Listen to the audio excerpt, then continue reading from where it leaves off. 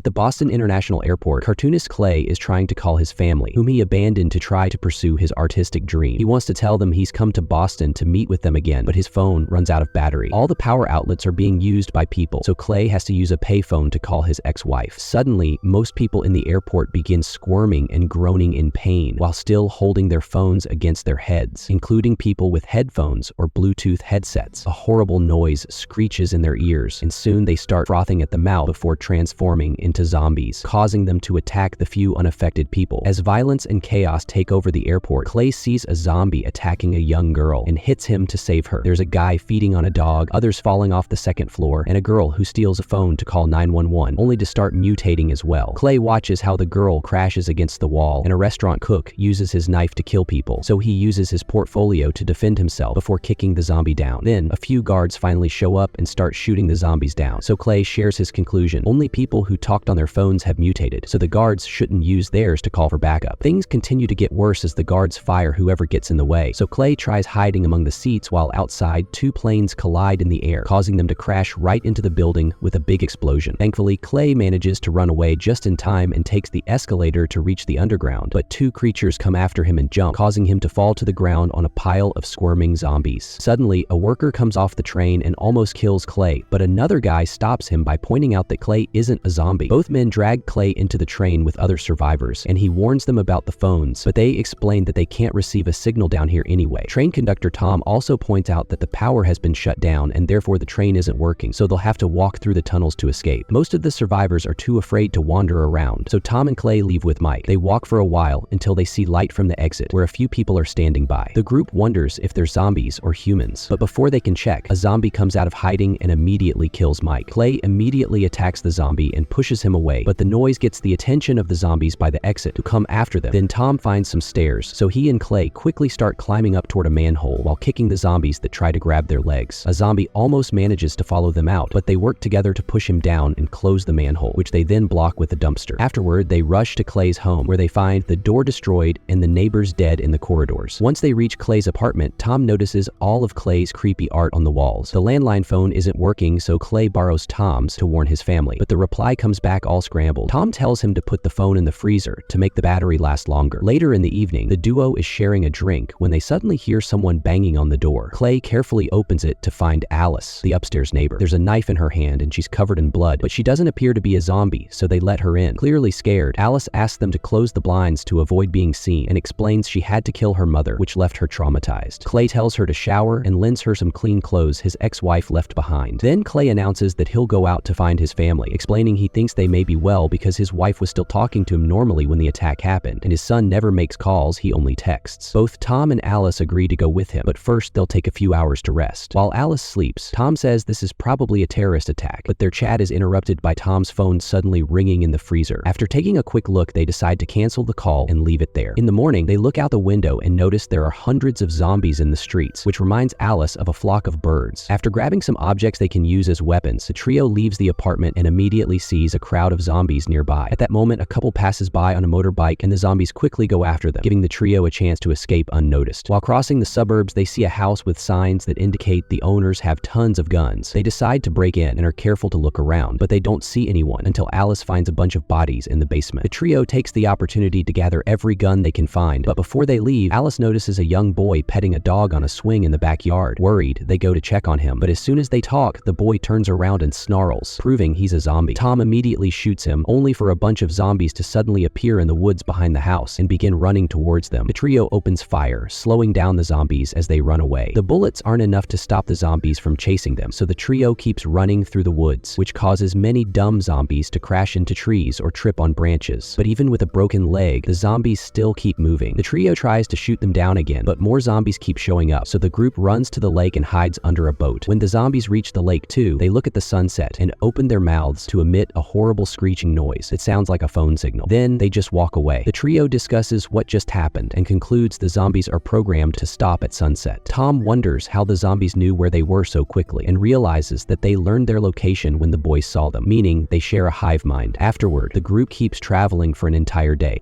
When night falls again, they suddenly hear some music and follow it to find an academy building where they're welcomed by student Jordan and headmaster Charles. They say they'll be fine as long as the music plays and show them what they mean by taking the trio to the sports field where all the zombies are lying down together while music comes out of their phones and their mouths. Charles proves they won't wake up by stabbing a zombie in the leg and points out that these creatures work as one for the good of the group. He even calls it the next stage of human evolution, but he worries about the zombies possibly realizing they don't need to sleep. It's obvious that they need to kill all these zombies before they wake up, so Charles suggests spraying them with gasoline and burning them down while they're still asleep. Tom and Clay get into a truck and start to spray the gasoline all over the field of bodies, driving over them as if they were grass. Once the truck is out, Charles sets them on fire with a flaming arrow, and the group watches the zombies burn, but a few start waking up, so they have to shoot them down. At that moment, the flames follow a trail of gasoline into the truck and cause it to explode, killing Charles in the process. Jordan has a breakdown, and Clay has to comfort him. Sensing a feeling of rage coming from the burning bodies, the group decides to leave the academy. After wandering around for a while, they find an empty drive-in theater to hide in during the daylight. Tom prays for their future, and the group goes to sleep, but Clay hears a weird noise coming from the bathroom. When he goes to check, he's shocked to find a zombified Raggedy Man getting busy with his ex-wife. At that moment, Clay wakes up and realizes it was a nightmare, but by chatting with the others, they discover they all dreamed about the same guy. It's very strange because Raggedy Man is a character from Clay's comics. When night falls, the group goes out and finds a burning pile of mobile phones nearby. Suddenly, Tom and Alice's phones ring, but they just add them to the pile. After walking for a few hours, they find a roadside bar with some graffiti that says, "Cash walk no foe." Wondering if it means no phones, the group enters the bar and finds more survivors who explain they're traveling to Cash Walk, a state park in Maine where supposedly there's no cell service. While everyone shares a drink, Tom asks Clay how his comic ends, but Clay never finished it. Sometime later, while everyone is asleep, Sally is woken up by a strange noise. So she goes to the door to make sure it's locked, but she's still curious and puts her ear on the door to listen to a weird signal-like noise. At that moment, Clay also wakes up and sees Sally simply standing there. As he approaches her, he doesn't notice the other survivors standing behind him, and one of them attacks him. Somehow Sally and a few others have become zombies, and now chaos takes over the bar. Clay gets the zombie off him by shooting him, and Tom also opens fire while other zombies hold the bartender down. Then Sally begins screeching directly into his ear to transform him, revealing that hearing the signal-like noise from another zombie up close is enough to become one. The bartender attacks Clay, so he retaliates by beating him down while another zombie jumps on Tom. Alice quickly saves him with a few shots, and Sally uses the chance to hit her from behind with a bat. Tom immediately kills Sally, who was the last zombie standing. Then the group rushes to cover a bleeding Alice with blankets. They take her outside so she can see the sunlight one last time, and Alice soon dies. After burying their friend, Tom, Clay, and Jordan keep on traveling, unaware that the Raggedy Man watches them from afar. A few hours later, they encounter a campsite with Ray and Denise, who claim to be zombie killers. They already tried Cash Walk, but it turns out the no phone zone is a lie. The park used to be that way, but when they built a casino in the area last year, they also put up a cell phone tower. Ray and Denise have also had dreams of the Raggedy Man, and Ray thinks killing him will defeat all the zombies. The duo also reveals that they have captured Denise's zombified brother and use him as an alarm. He usually keeps quiet, but starts acting up when other zombies are approaching. At that moment, the brother starts moving and repeating, "Are you coming home?" using the voice of Clay's son. When Clay removes the hood from his face, the zombie even says, "Hi, Dad," in the kid's voice, so Tom shoots him in the head before he can transmit their location to others. Afterward, they all escape in Ray's ice cream truck, but after a few hours of driving, Ray stops the truck and goes into the forest. Clay follows him and hears Ray say that he's seeing the Raggedy Man everywhere, refusing to believe it may be a hallucination caused by his lack of sleep. Deciding it's too late for him, Ray announces he gives up and throws a cell phone to Clay, explaining that when the time comes, he should call the number on the slip. Then he tells Clay to step away and activates an explosive to end his pain. Sometime later, the group arrives at Clay's house. When he looks inside, he doesn't see anyone, but he does find a message on the fridge left by his son, explaining his mom became a zombie, so he went to Cash Walk. Frustrated, Clay kicks down some furniture before checking the attic, where he opens the door and is suddenly attacked by the Raggedy Man. Clay struggles against the zombie's hits and can barely defend himself, but then Tom arrives and drags the creature away. The zombie starts attacking Tom instead, so Clay uses the chance to retaliate and begins beating the zombie up with a piece of wood. As a precursor to the sequence supposedly performed by the Raggedy Man, soon Tom joins him and adds a few shots until the zombie is finally dead. When the zombie's hood falls, Clay is devastated to realize this isn't Raggedy Man, it's his ex-wife. Afterward, Clay begins considering using Ray's phone, and Tom checks the truck to discover that it's packed with explosives, meaning the number on the slip activates them. Then Clay decides to go to Cash Walk even if it's too dangerous because he wants to find his kid, so he gives Tom, Denise, and Jordan the keys to his wife's car so they can leave for Canada. He also gives Jordan some spray paint, asking him to paint the group's initials on the side of the road road every couple miles so he can reunite with them later. After saying goodbye to his friends, Clay drives off in the truck and doesn't stop, even when he sees survivors asking for help by the road. Eventually, he makes it to the phone tower in Cashwalk and is shocked to see the thousands of zombies marching in a circle around it. Clay pushes through them with the truck and they don't even react, allowing him to reach the center of the circle and find the Raggedy Man. With no hesitation, Clay speeds up and hits him with the truck before coming out and shooting him until he has no bullets left. Suddenly, Clay hears his son's voice echoing in the area and asking him to come home. A desperate Clay joins the crowd and begins beating down zombies, but it's impossible to find the kid among these many bodies. Eventually, he falls and almost gets trampled on, so he has to crawl out of the crowd and back to the center. Giving up, Clay takes out Ray's phone and gets ready to activate the explosives, but at that moment, his son appears in front of him. Clay immediately hugs him, yet the kid doesn't react, and now all the zombies, including the Raggedy Man, are opening their mouths to make the signal-like sound. The child soon joins them, so Clay hugs him again and finally sets the bombs off, causing a huge explosion that brings down the phone tower. Sometime later, Clay and his son are walking toward Canada while following the graffiti left by Jordan. However, this turns out to be a hallucination, and the real Clay is actually another zombie in the horde marching around the tower.